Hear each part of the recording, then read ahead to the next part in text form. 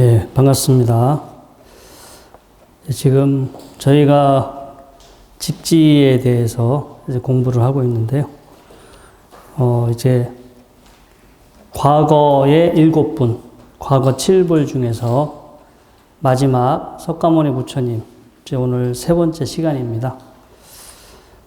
이 직지의 개송이 대략 한 160개 정도 되기 때문에 제가 전에도 말씀드렸지만 일주일에 하나씩만 살펴봐도 거의 한 4년 가까이 소요가 될 것 같아요. 근데 아무튼 되는 대로 공부하면 좋고요. 또 직지가 이 공부를 해보니까 참 많이 어렵다 이런 표현을 많이 하세요. 이게 일반 여러분들이 쉽게 대중적으로 들을 수 있는 그런 내용은 아니고요. 이게 왜 그러냐면 부처님 가르침이나 스님들의 가르침 중에서 엑기스만 모아놓은 거예요. 정말로 엑기스만. 저도 책을 이렇게 읽거나 경전을 읽을 때 나중에 또 다시 읽으려면은 시간이 많이 걸리니까 꼭 필요한 것만 메모를 해놔요. 이게 시간대별로 메모를 해놓고 나중에 볼 때는 그것만 딱 보거든요. 다시 어떤 경전을 앞에서부터 뒤에까지 보기에는 너무 시간이 많이 걸리니까 꼭 필요하다라고 생각되는 하나의 부분만 나중에 이제 잠깐 봅니다. 그 경전의 내용을 되살리기 위해서. 근데 지금 우리가 공부하고 있는 이 직지라는 것은 정말로 앞뒤 모든 내용을 싹 빼고 정말 엑기스만 모아둔 거예요. 엑기스만 모아뒀기 때문에 그냥 가볍게 하나하나 가볍게 읽고 넘어갈 수가 없어요. 그 한 문장 한 문장 자체가 정말로 많은 의미를, 많은 어떤 차원의 어떤 그 스토리나 이런 것을 함축하고 있기 때문에 그냥 가볍게 일반 책 그 독서하듯이 그렇게 이제 읽고 넘어갈 수 있는 건 아니고요. 예전에 스님들이 지금은 우리가 도서관도 있고 아니면 인터넷으로 다 정보를 구하지만 옛날 스님들은 그 수많은 책들을 다 짊어지고 다닐 수도 없고 책을 한번 봤다고 암기가 되는 게 아니잖아요. 암기되는 게 아니라서 그 필요할 때 우리는 도서관이든 서점이든 가서 책을 볼 수 있지만 그때는 두 번 다시 또 책을 보기가 힘들어. 그래서 그런 좋은 부처님 말씀이나 여러 큰 스님들의 가르침을 엑기스만 딱 정리해서 딱 하나로 모아두면 나중에 그것만 읽게 되면 그걸 한 권이나 두 권으로 짧게 만들어 놓으면 나중에 그것만 읽어보면 되잖아요. 그래서 우리 지금 저희들이 공부하고 있는 이 직지도 사실은 수많은 어떤 부처님이나 스님들의 가르침 중에서 사실 이렇게 엑기스만 모아놓은 것에 해당이 되고요. 모든 개송들, 여기 나와 있는 모든 내용들은 다 어떤 나름의 의미와 또 사실은 일관되게 부처님 말씀, 어떤 부처님이 전하고자 하는 그 뜻을 포함하고 있기도 하고 케이스 바이 케이스, 어떤 상황에 따라서 그 사람에게 뭔가 핵심적인 메시지를 전달해주는 그런 역할을 하기도 합니다. 어떤 사람이 정말 어떤 하나의 의문이 생겼어. 뭔가 하나가 궁금하고 내가 그 답을 알았으면 좋겠는데 어떤 문제를 내가 해결했으면 좋겠는데 뭔가 하나의 문제를 가지고 오랫동안 진지하게 고민을 하던 분이 있다면 그런 분들은 이 직지의 내용을 읽다가 어떤 한 대목에서 뭔가 본인의 의문이 풀릴 수도 있고요. 어떤 예전에 스님들의 가르침이 그랬던 것 같아요. 하나부터 10까지 전부 다 알려주는 게 아니라 본인이 스스로 할 때까지 철저하게 공부를 해. 공부를 막 하는데 이건 뭐가 해도 풀리지가 않아. 이럴 때 정말로 던져주는 한마디가 그 어떤 의문과 고문을, 그 고민을 한 방에 이렇게 해결해 주는 경우도 있습니다. 아무튼 저희가 이제 공부하는 직지가 그냥 가볍게 읽을 수 있는 그런 내용은 아니에요. 하나의 한 문장 한 문장이 엄청난 이 무게감을 가진 그런 내용이기 때문에 그래서 이렇게 쉽게 진도가 나가는 게 아니고요. 관련된 여러 가지 그 함축된 의미들이 되게 깊은 차원으로 전개되어 있기 때문에 이런 것들을 다 살펴보고 가려면 많은 시간이 소요가 됩니다. 자, 그래서 오늘 이제 서가모니 부처님의 가르침 세 번째 시간인데요. 이제 오늘 공부할 내용 한번 읽어보겠습니다. 세존운, 세존께서 말씀하시기를 오유 정법한 나에게 정법의 눈이 있고 장 열반 묘심, 열반의 묘심이 갖추어져 있다. 그리고 그것을 부촉 마하가섭에게 부촉하노라, 이런 대목입니다. 정말 그냥 겉으로 보면 특별한 뜻이 없죠. 나에게 바른 법을 볼 수 있는 눈이 있고 어떤 열반의 묘심이 간직되어 있는데, 갖추고 있는데 그것을 마하가섭에게 부촉하노라. 누구의 법을 누구에게 부촉한다, 이런 표현은 사실 원래 불교에는 이런 내용이 나오지 않습니다. 제가 지난 시간에도 말씀을 드렸지만 삼처점심, 여마시중의 미소, 그 다음에 다사탑 전분반자, 어떤 탑에서 가섭존자와 자리를 함께 공유한다거나, 부처님이 돌아가셨을 때 관 밖으로 부처님이 다리를 뿅 하고 내보이셨다. 실제적인 기록하고는 차이가 좀 있어요. 차이가 있는데, 제가 어저께 법회 때도 잠깐 그런 말씀을 드렸지만, 중국 사람들 특징이요, 뭐든지 자기네 것이어야 돼. 자기네 것이 더 우선이어야 돼. 그래서 불교, 우리 한복이든 김치도 다 자기네 거다고 지금 우기고 있잖아요. 근데 그게 오늘날에만 그런 건 아닌 것 같아요. 옛날에서부터 그 사람들의 특성이, 외국에서 무엇이 들어왔다 하더라도 자기네 것으로 바꿔야 되고, 그리고 자기네 것이 훨씬 더 우월하다라고, 그런 뭔가의 어떤 사고 습관을 가진 것 같아요.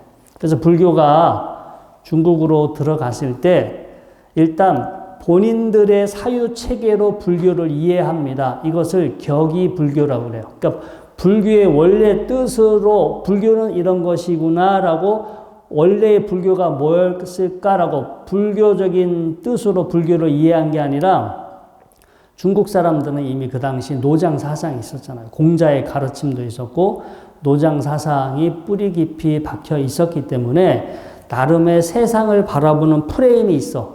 그 사람들 특유의 세상을 바라보는 어떤 프레임이 있었고, 본인들이 바라보는 그 프레임에 껴맞춰, 불교를 거기에 껴맞춰서 다시 재해석해요. 자기만의 불교화, 중국 불교화를 하게 되죠. 이것을 격이 불교라고 그래요. 그래서 불교가 중국에 들어갔지만 불교 그대로 들어간 게 아니에요. 그리고 또 불교가 들어갔을 때 불교라는 이름은 불교지만 인도에 수많은 여러 가지 많은 사상들이 있었거든요. 힌두교, 자이나교, 자이나교도 여러 교파, 힌두교도 여러 교파가 있었는데, 다양한 그 어떤 그 영역에 여러 가지 그런 그 경전들, 그리고 부처님이란 말은 불교에서만 쓰는 말이 아니었습니다. 힌두교도 붓다, 부처님 말을 표현을 쓰고요. 자이나교에서도 붓다, 부처님 표현을 쓰기 때문에 부처 불자, 부처님이 들어갔다 해서 모르면 다 불교 경전인데 그게 자이나교의 부처님인지 힌두교, 브라만교에서 말하는 부처님인지를 알 길이 없겠죠. 지금처럼 정보화 시대가 아니었기 때문에. 그래서 어떤 우리가 예전에는 부처님이라는 말이 들어갔으면 다 부처님이 불교겠구나 하겠지만, 부처님이 우리가 지금 생각하는 불교만이 그 부처님이라는 표현을 쓴 게 아니라, 우리 경전에서도 육사외도가 나오죠. 부처님 이외에 그 당시 붓다, 그 사람들도 호칭이 붓다였습니다. 우리는 육사외도라고 그래서 이상한 사이비, 삿된 다른 가르침 이런 정도로 가볍게 생각하는데, 우리가 생각하는 육사외도도 그 당시 붓다라는 칭호를 들었던 사람입니다. 그리고 다른 종교에서도 붓다라는 표현을 썼고, 훗날 이러한 기록들이 다 부처가 들어갔기 때문에 그런 기록들이 그냥 중국으로 가버리면 중국에서 상당히 그런 내용들이 헷갈릴 수가 있어요. 서로 뭐 내용이 모순되는 경우일 수도 있고요. 그래서 수많은 여러 가지 다양한 경전들이 들어왔기 때문에 중국에서는 교상판석이라고 해서 이제 경전을 분별합니다. 야, 이게 이 경전이 지금 뭐 잡다하게 다 들어왔는데 어떤 것은 수준이 낮고 어떤 것은 수준이 높고 뭔가 자체적으로 이 수준을 평가를 해요. 단계를 이것은 좀 낮은 수준이고 이것은 좀 수준이 높다. 이렇게 나름의 기준을 가지고 경전을 다시 이렇게 등급을 정하게 됩니다. 이것을 교상판석이라고 하는데 근데 안타깝게도 이때 어쩌면 오리지널 경전은 저 밑으로 떨어져요.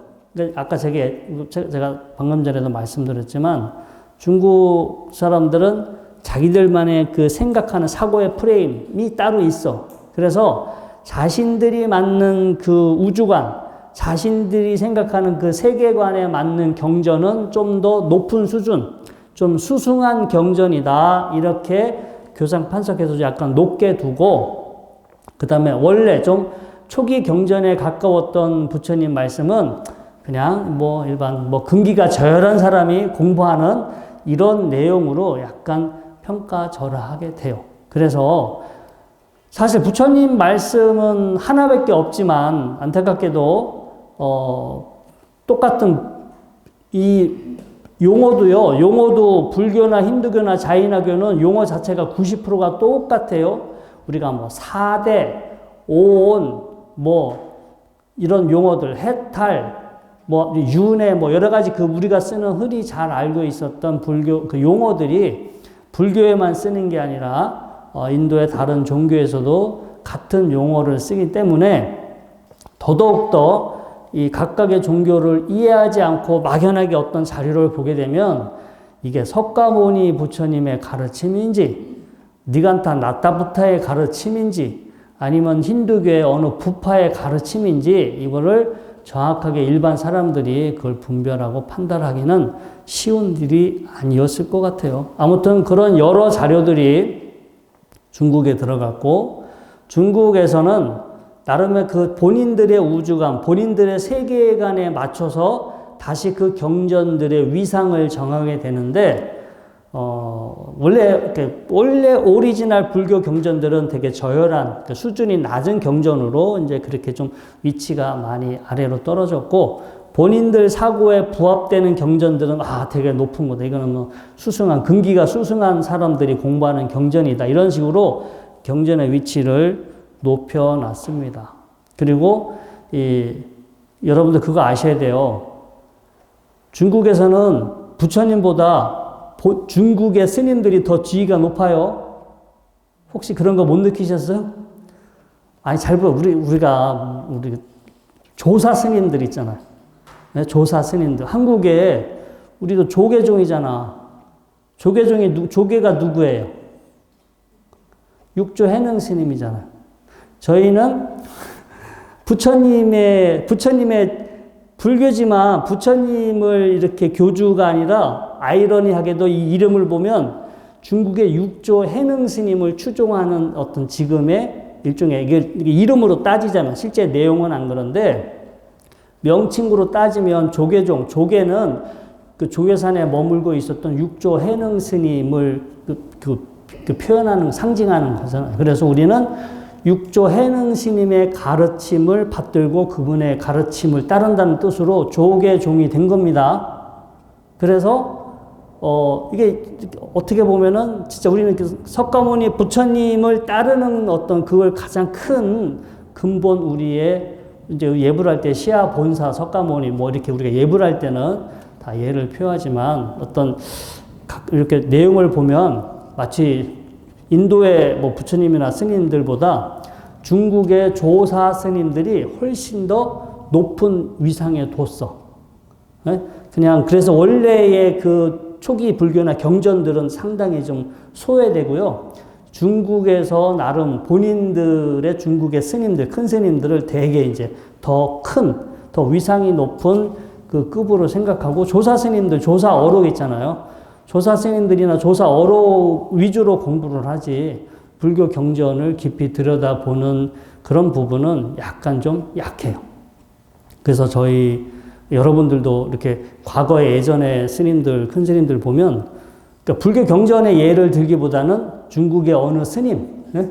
어느 스님의 그런 어록을 가지고 설법을 하셨지 불교 경전을 가지고 경전을 근거로 설법하지 않았어요. 우리가 아직 그런 부분에서 좀 자유롭지 못한 부분이 있어요. 근데 그거는 어쩔 수가 없어. 이게 역사적인 상황이라든가 이런 것들 수많은 시간을 흘러오면서 나름의 어떤 그런 패턴, 어떤 고유한 어떤 그런 패턴이 형성이 됐고 우리는 그 흐름 속에 있던 상황이었기 때문에 이게 이제 이것도 최근에 와서 그래도 많이 정보화되고 외국의 이런 정보들을 우리가 접할 수 있고 좋은 자료들이 계속 요즘 번역이 돼서 나오잖아요. 그렇기 때문에 우리가 이게 다른 차원이 있었고 다른 보다 폭넓게 볼 수 있는 시각이 생겼기 때문에 이런 정보를 알았던 거지. 이게 저 같은 경우도 애초에 출가할 때는 저도 몰랐어요.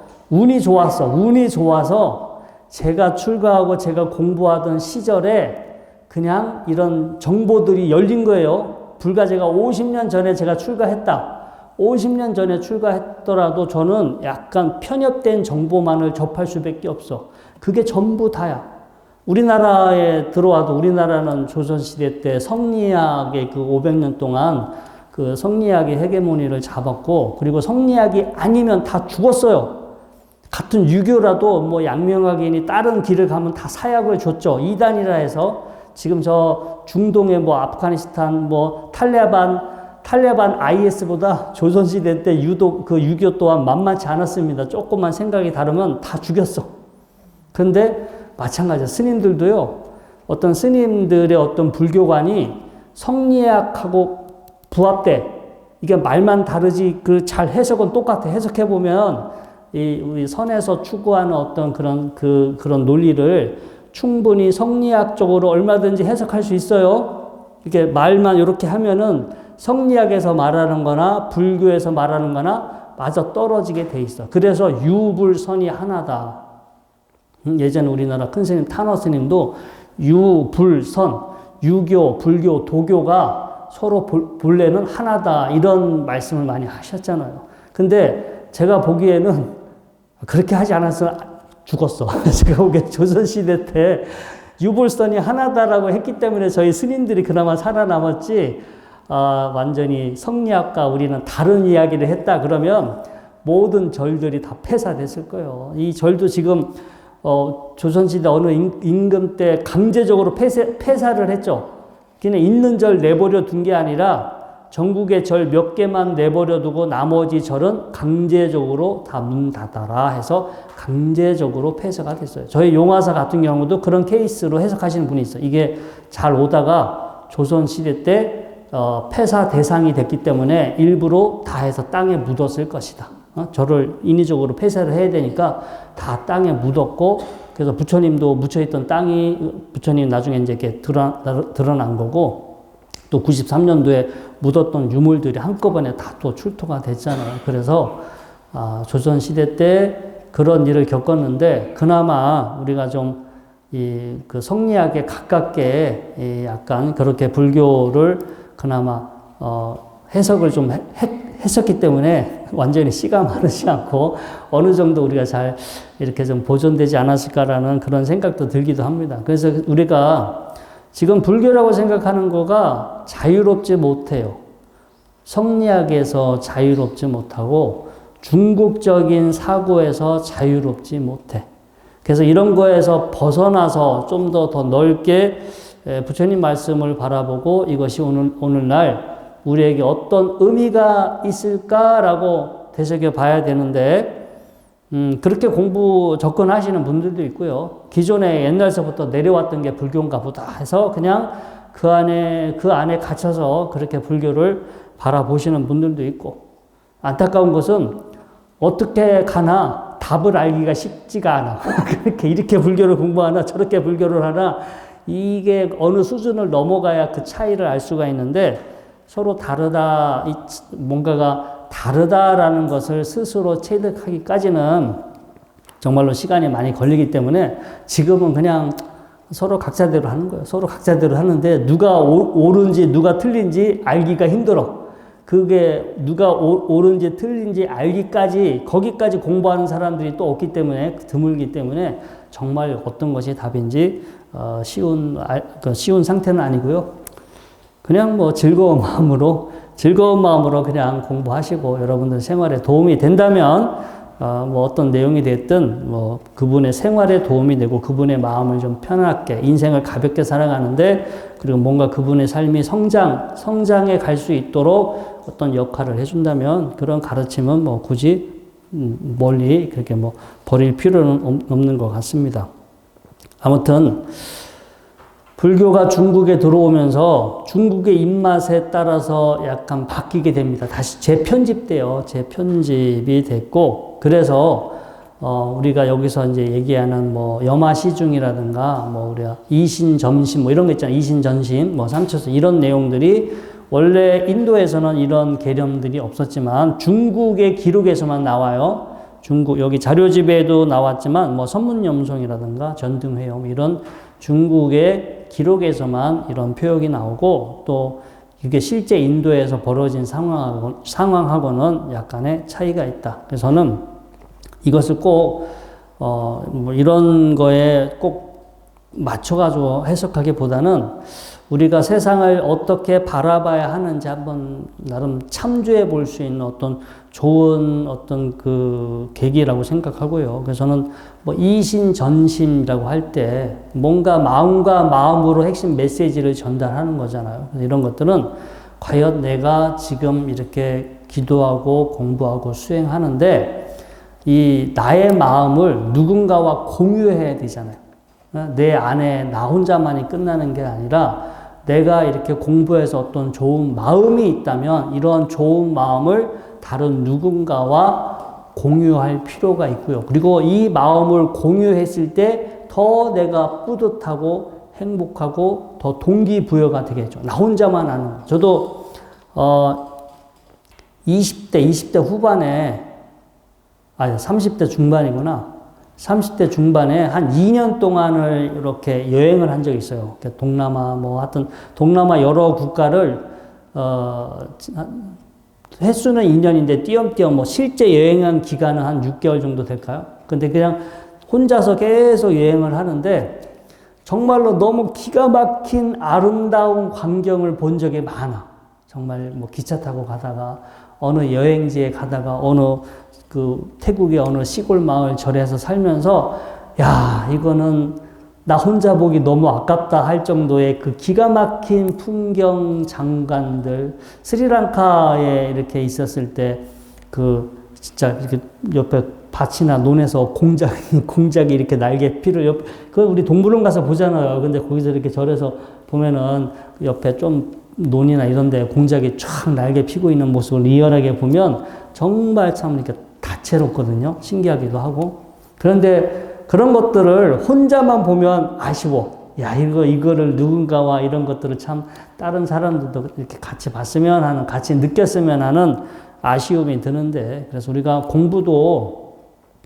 공부나 수행도 일단은 자기 공부를 위해서 시작을 하지만, 그래서 본인 어떤 공부나 수행, 기도를 성취해서 어떤 자기의 마음의 행복감, 기쁘고 자기 마음이 청정해지고 편안해졌다면, 이런 마음을 다른 사람들과 함께 나눴으면 하는 그런 생각이 들겠죠. 그래서는 서로 어떤 마음은 공유해야 하는데 도대체 어떤 마음을 공유해야 할까라는 우리가 이제 고민을 해봐야 되는 거고요.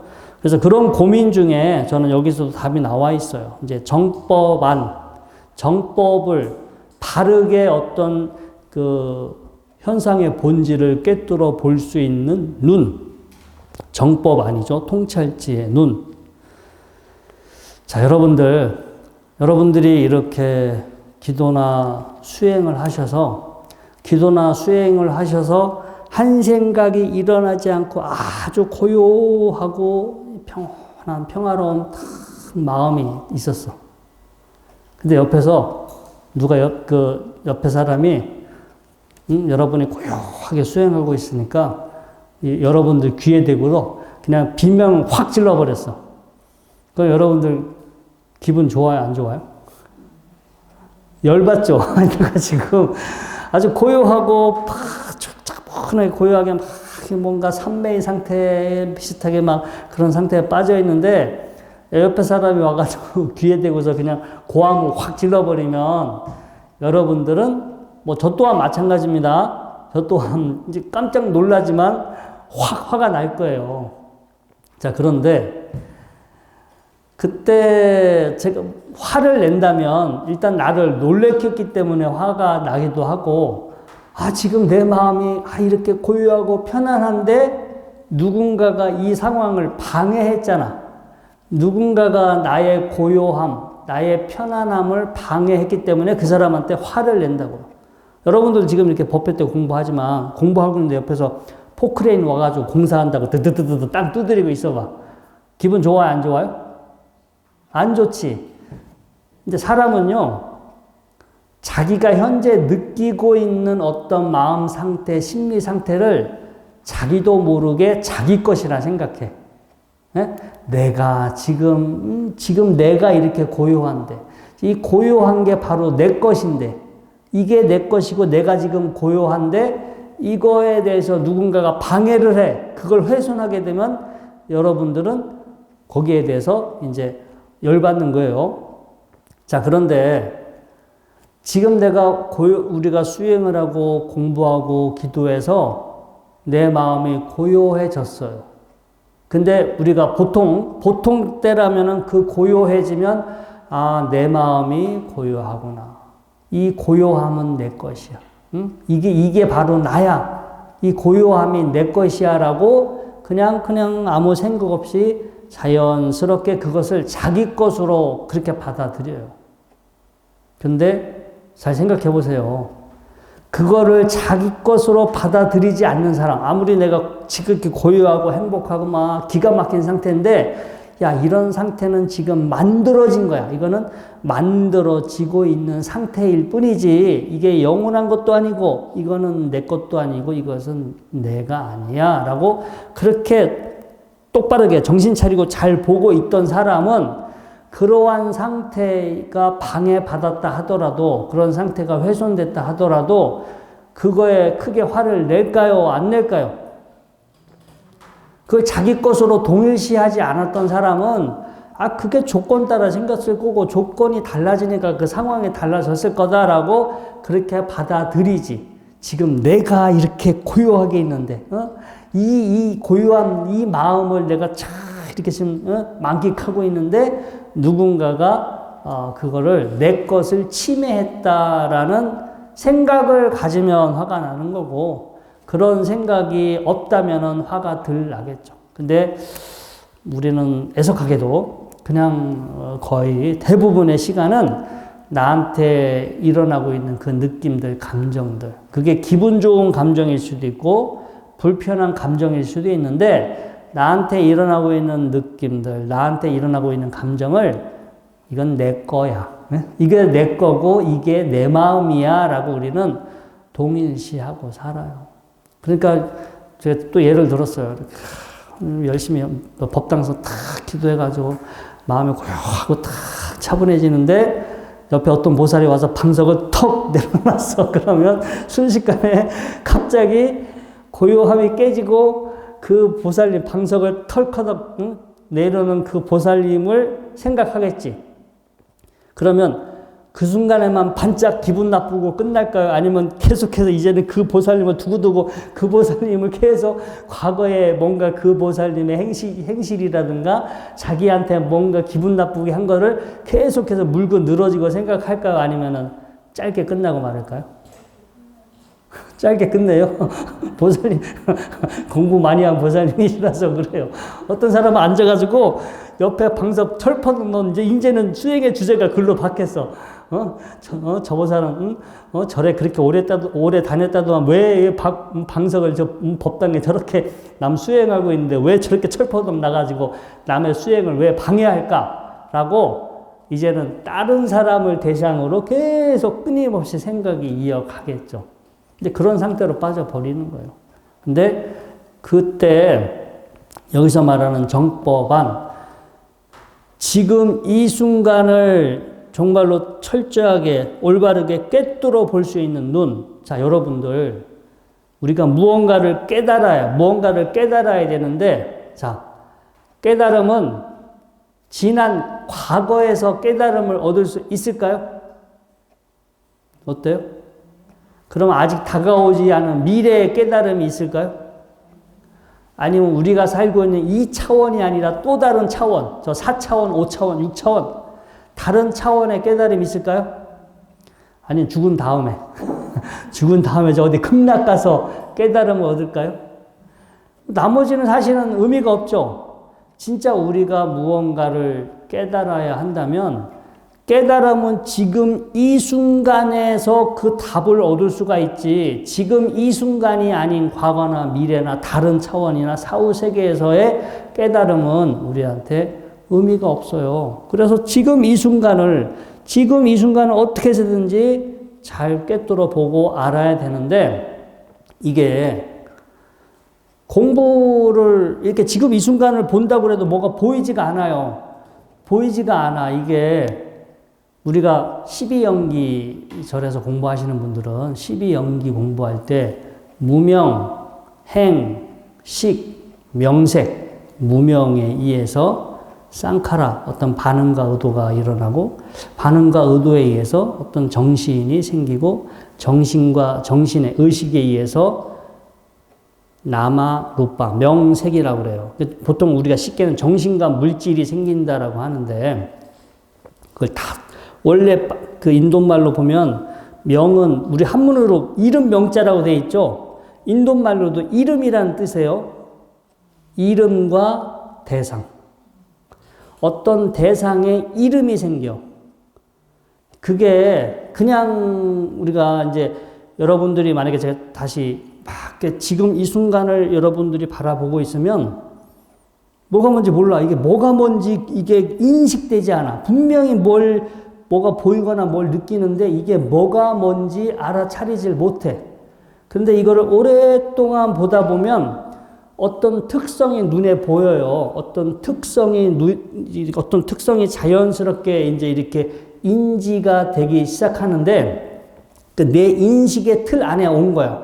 사실 보여지거나 들리는 거가 달라진 건 아니지만 그 전까지는 분별이 안 됐다가 어느 시간이 되면 자기 머릿속에 가지고 있는 어떤 그 세상을 해석하는 틀이 있어요. 세상을 인식하는 자기만의 틀이 있고, 그 틀로서 부처님이 세상은 무상하다고 했으니까 지금 이 순간 내가 보고 있는 이 현실이 계속해서 변하고 있구나라는 무상하다라고 하는 특성이 인지가 되고, 이게 부처님이 무하구나. 본래 여기 존재하는 게 아니라 끊임없는 조건들이 만나서 작용하고 있을 뿐, 여기에 본래부터 고유한 실체가 뭐가 따로 있는 게 아니었구나. 무아의 특성이 보이고, 이게 내 마음대로 되지 않고 내 마음대로 컨트롤 되지 않구나 라고 하면서 괴로움이라는 특성이 보이고, 그래서 우리가 세상을 인지할 때, 자, 여러분들이 저를 스님이다,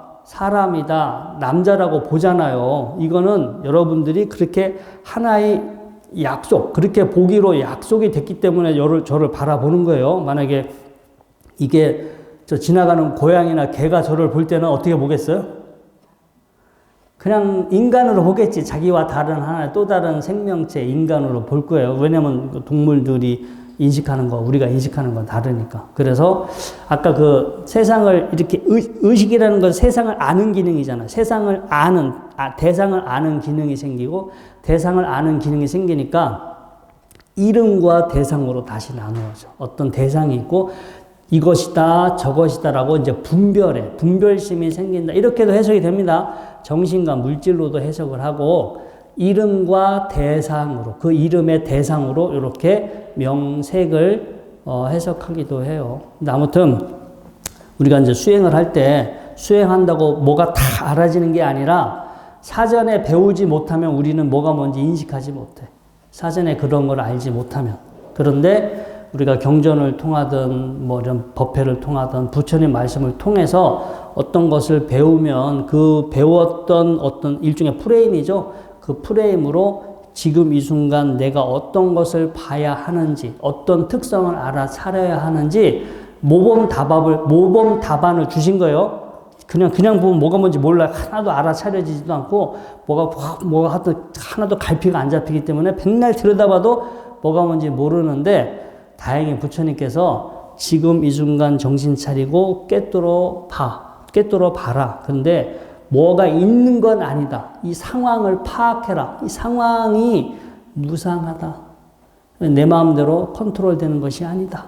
그래서 이건 나다. 이것은 내 것이다라고 할 수 있는 게 아니다. 그게 무상고 무아의 특성으로 현재 순간을 꿰뚫어 봐라. 근데 이게 정법의 눈이죠. 정법의 눈으로 봤을 때, 자, 아까 다시 예를 들어서 여러분들의 마음이 고요하고 평온한데 지금의 상황이라면 고요하고 평온했을 때 옆에서 막 공사 소리 뭐 옆에서 막 떠드는 소리가 나면 지금은 기분 나빠하는 반응이 올라오겠죠. 무언가가 반응이 올라온다라는 것은 이 번뇌예요, 번뇌. 그리고 여러분들은 자, 고요하고 평온해지면 그 상태가 계속 지속되기를 또 바래. 계속해서 그 상태가 지속되기를 바래. 그러니까 고요하고 여러분들은 평상시 고요하고 편안해요? 아니면 평상시는 정신없어요? 평상시도 고요하고 편안해요? 그러면 알아. 정말로 알아. 번뇌가 안 일어나. 예. 근데 우리는 가만히 있으면 끊임없이 우리가 그 욕구들이 있어요. 욕구. 가만히 있으면 불안하고 심심하고 답답해. 예?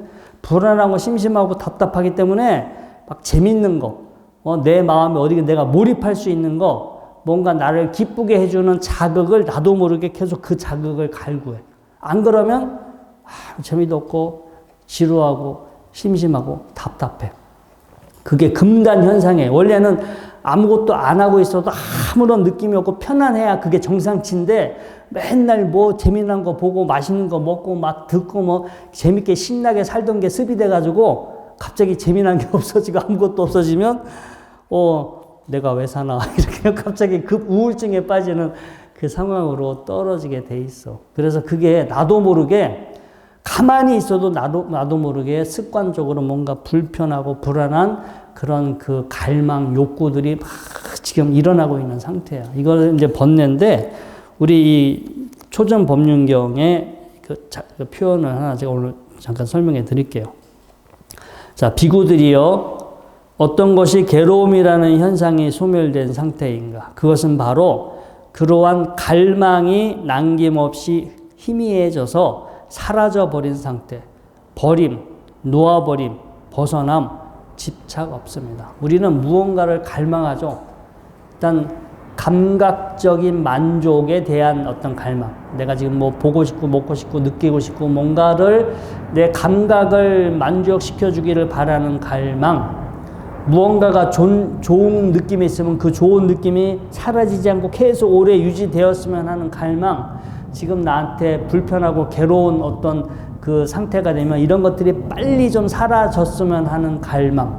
세 가지 근본 갈망이 있죠. 그런 것들이 완전히 사라진 상태. 그것이 일어나지 않은 상태가 바로 열반의 상태예요. 열반묘심. 아까 정법안, 장, 열반묘심.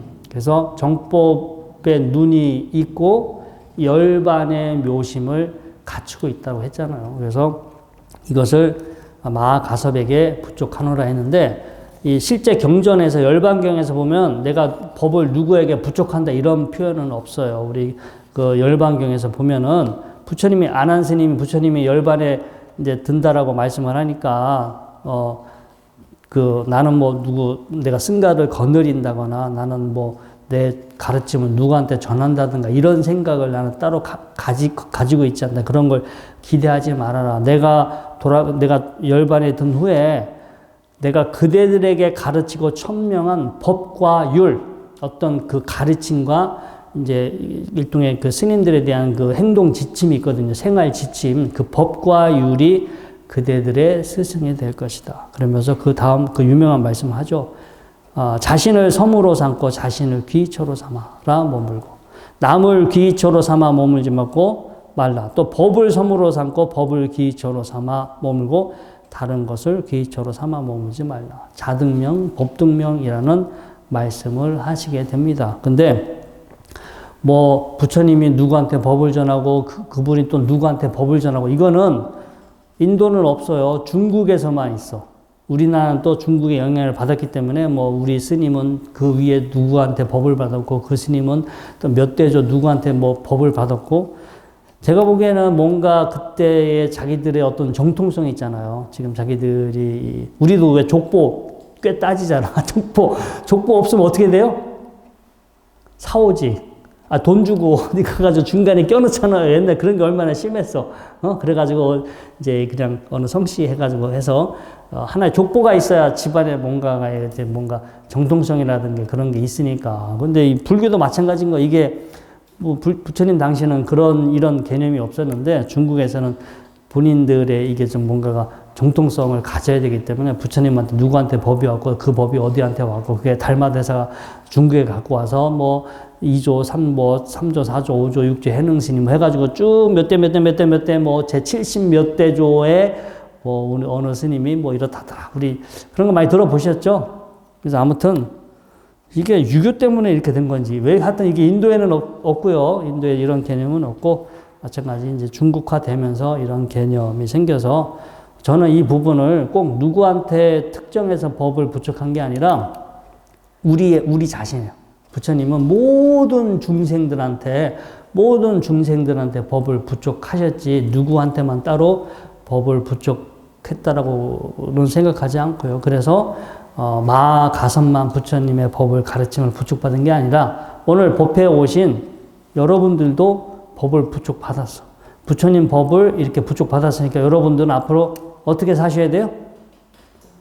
부처님 제자답게 그 법을 잘 받들어서 여러분들도 공부를 하셔서 공부해서 뭔가 마음이 편안해지고 지혜로워졌다면 그 마음을 누군가와 공유하셔야 되잖아요. 누군가와 타인에게 공유한다면 막연하지만 그러한 부처님 법을 또 다른 사람에게 부족한 거와 같은, 제가 억지로 해석하면 이렇게 될 수도 있습니다. 아무튼 이 부분은 저도 이렇게 해석이 되고요. 아무튼 짤막한 내용이지만 이 내용을 통해서 저희가 어떤 마음을 가져야 하는지, 어떻게 세상을 봐야 하는지, 그리고 어떤 마음을 이 세상과 공유해야 하는지를 한번 고민해보는 그런 시간이 되었습니다. 자, 오늘 본문은 이것으로 마치도록 하겠습니다.